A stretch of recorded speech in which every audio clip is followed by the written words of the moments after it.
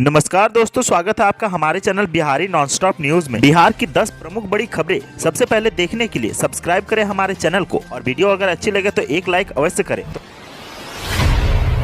Patna metro में नौकरी करने के लिए जो लोग बहाली का इंतजार कर रहे हैं उनके लिए अच्छी खबर है। पटना मेट्रो के भर्ती के लिए वैकेंसी निकली है। पटना मेट्रो रेल कॉरपोरेशन यानी कि पीएमआरसी ने एजेंसी के माध्यम से मैन पावर बहाली प्रक्रिया शुरू की है। पटना मेट्रो रेल कॉरपोरेशन की ओर से ऐसी एजेंसी को हायर करने के लिए निविदा जारी की गई है जो पटना मेट्रो रेल के लिए मैन पावर की आपूर्ति करेगी। कुल 22 पदों पर एजेंसी के माध्यम से लोग रखे जाएंगे। इसमें ड्राफ्टमैन से लेकर आईटी एग्जीक्यूटिव स्तर के कर्मचारी होंगे। एमआरसी ने इनके लिए वेतन भी निर्धारित कर दिया है। वेतन के साथ वार्षिक व्यय राशि का ब्यौरा दिया गया है। बताते चले कि बिहार की राजधानी पटना में मेट्रो चलाने की योजना पर काम शुरू है। पटना में मेट्रो परियोजना का 2 कॉरिडोर बनाया जाएगा। एक कॉरिडोर पीएमसीएच, गांधी मैदान रेलवे स्टेशन और राजेंद्र नगर की लोकेशन को कवर करेगा, जबकि दूसरा कॉरिडोर आरपीएस मोड़, पाटलिपुत्रा, राजा बाजार, पटना जू, विकास भवन, हाईकोर्ट, पटना स्टेशन, मीठापुर तक का होगा। ड्राफ्टमैन के 1, आईटी एग्जीक्यूटिव के 2, स्टेनोग्राफर के 5, डाटा एंट्री ऑपरेटर के 4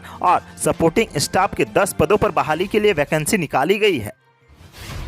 22 अगस्त को रक्षाबंधन का त्योहार है। रक्षाबंधन का त्योहार भाई बहन के बीच प्रेम का प्रतीक है। इसमें बहन भाई को तिलक लगाकर उसके दीर्घायु की कामना करती है। भाई भी जीवन भर बहन के सुख दुख में साथ निभाने का वादा करता है और स्नेह स्वरूप बहन को उपहार भी देता है। रक्षाबंधन के दिन परिवहन विभाग भी महिलाओं को एक सौगात देने जा रही है। बिहार राज्य पथ परिवहन निगम की ओर से सिटी सर्विस की बसों पर रक्षाबंधन के दिन महिलाएं निःशुल्क यात्रा कर सकेंगी। राखी के दिन बस में सफर करने पर उनसे बस का किराया नहीं लिया जाएगा। परिवहन विभाग मंत्री शीला कुमारी ने बताया कि रक्षाबंधन के मौके पर महिलाओं के निःशुल्क यात्रा के लिए कई संगठनों ने विभाग से अनुरोध किया था। राखी के दिन सिटी सर्विस की बसों में महिलाओं की भागीदारी को प्रोत्साहित करने एवं सुरक्षित सफर के लिए विशेष सुविधा प्रदान की जाएगी। वहीं परिवहन विभाग के सचिव संजय कुमार अग्रवाल ने बताया कि निगम द्वारा राजधानी में कुल 125 सिटी सर्विस की बसों का परिचालन किया जा रहा है। इसमें 70 बसें सीएनजी और 14 बसें इलेक्ट्रिक बसें शामिल हैं। इन सभी बसों में रक्षाबंधन के दिन महिलाओं एवं युवतियों के लिए बस सेवा पूरी तरह से निःशुल्क रहेगी। टोक्यो ओलंपिक के समापन के बाद बिहार के नेता प्रतिपक्ष तेजस्वी यादव का दर्द छलका है। उन्होंने अपने फेसबुक अकाउंट से पोस्ट लिखकर बिहार का ओलंपिक में प्रतिनिधित्व नहीं होने पर निराशा जाहिर की है। उन्होंने पूर्व खिलाड़ी होने के नाते अब तक बिहार सरकार को खेलकूद में प्रोत्साहन देने के लिए किसी तरह की व्यवस्था नहीं करने पर कोसा भी है।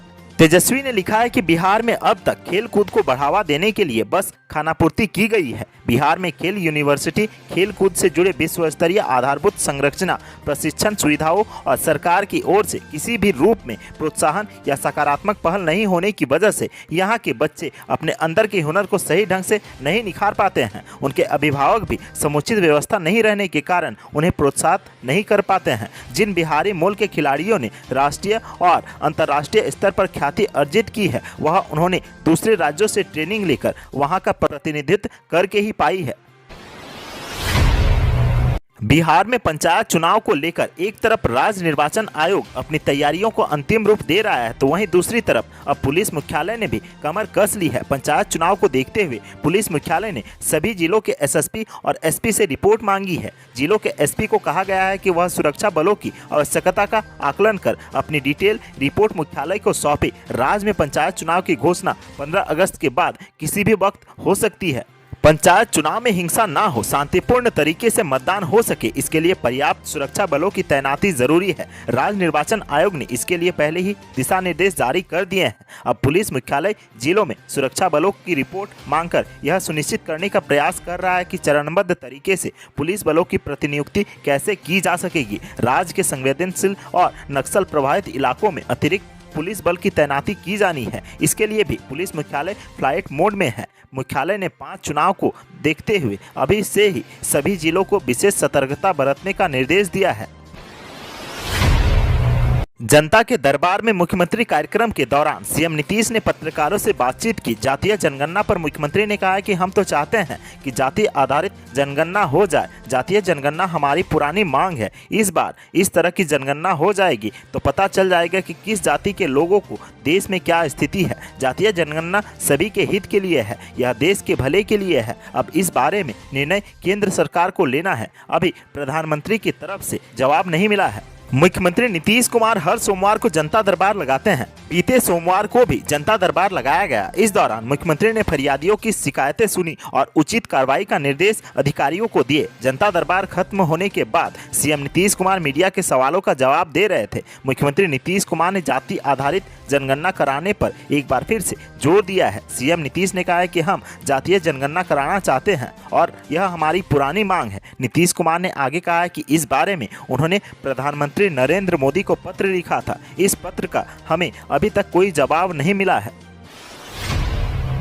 बिहार खादी ग्राम उद्योग संघ के 10 सदस्यीय शिष्टमंडल ने सोमवार को पटना में उद्योग मंत्री शाहनवाज हुसैन से मुलाकात की। इस दौरान मंत्री शाहनवाज से मुजफ्फरपुर में बिहार खादी ग्राम उद्योग बोर्ड के तर्ज पर मॉडल सेंटर बनाने की मांग की। वहीं बिहार खादी ग्राम उद्योग संघ ने खादी मॉल के लिए भागलपुर समेत 20 शहरों में अपनी जमीन देने का ऑफर भी दिया। बिहार खादी ग्रामोद्योग संघ के अध्यक्ष अभय कुमार चौधरी के नेतृत्व में शिष्टमंडल से मिलकर बिहार के उद्योग मंत्री सैयद शाहनवाज हुसैन ने प्रसन्नता जाहिर की और कहा है कि खादी ग्रामोद्योग को बढ़ावा देने के लिए मुजफ्फरपुर में मॉडल सेंटर विकसित करने की बिहार खादी ग्रामोद्योग संघ की मांग और खादी मॉल के लिए अपनी जमीन उपलब्ध कराने का ऑफर अत्यंत सराहनीय है। बैठक के बाद उद्योग मंत्री शाहनवाज हुसैन ने कहा है कि बिहार राज्य खादी ग्रामोद्योग बोर्ड और बिहार खादी ग्रामोद्योग संघ मिलकर एक आपसी रणनीति बनाए जिस पर निर्णय किया जाएगा। उद्योग मंत्री ने यह भी निर्देश दिया है कि कोरोना संक्रमण के कारण गाइडलाइन में अनुमति मिलने के बाद राज्य के विभिन्न शहरों में बिहार राज्य खादी ग्रामोद्योग बोर्ड द्वारा मेला और प्रदर्शनकारियों का आयोजन किया जाए।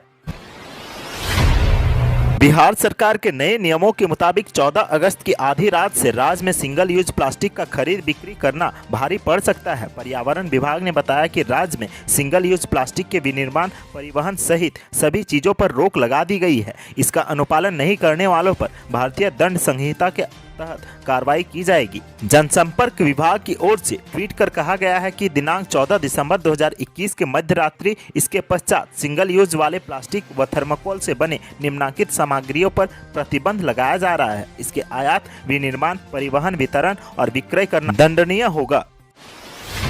बिहार में अब पर्यटन विभाग के होटलों, रेस्टोरेंट व पर्यटन के स्थलों की सूरत बदलेगी। इसको लेकर विभागीय समीक्षा शुरू हुई है। विभाग ने देश विदेश से बिहार आए पर्यटकों को लुभाने के लिए पर्यटन विभाग अब अपने होटल व रेस्टोरेंट में खाने पीने के दाम में कटौती करेगा।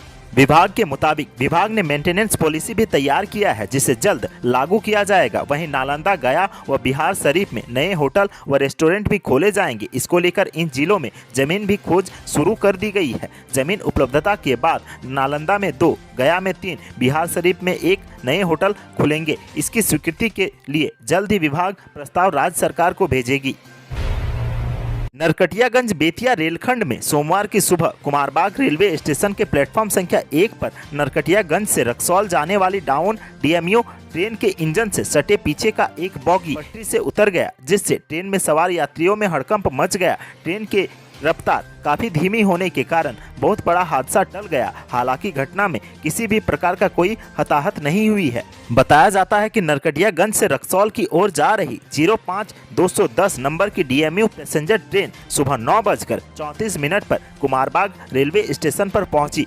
2 मिनट तक ठहरने के बाद ट्रेन रक्सौल के लिए रवाना हुई थी कि एकाएक बोगी के नीचे से जोरों से घसीट की आवाज शुरू हुई, जिसके बाद चालक ने सूझबूझ दिखाते हुए इमरजेंसी ब्रेक लगाकर ट्रेन को रोक दिया। बोगी को करीब 100 मीटर तक घसीटने के बाद 1 नंबर लाइन के होम सिग्नल के पास इंजन से सटा एक बोगी पटरी से उतर गया। ट्रेन के रुकते ही यात्री बोगी से उतरकर भागने लगे। ट्रेन में करीब 400 से ज्यादा यात्री सवार थे। किसी भी यात्रियों को कुछ भी नहीं हुआ। ट्रेन के पटरी से उतरने के बाद मेन लाइन पर रेल परिचालन का कोई असर नहीं पड़ा, लेकिन 1 नंबर लाइन से होकर घंटों परिचालन बाधित रहा।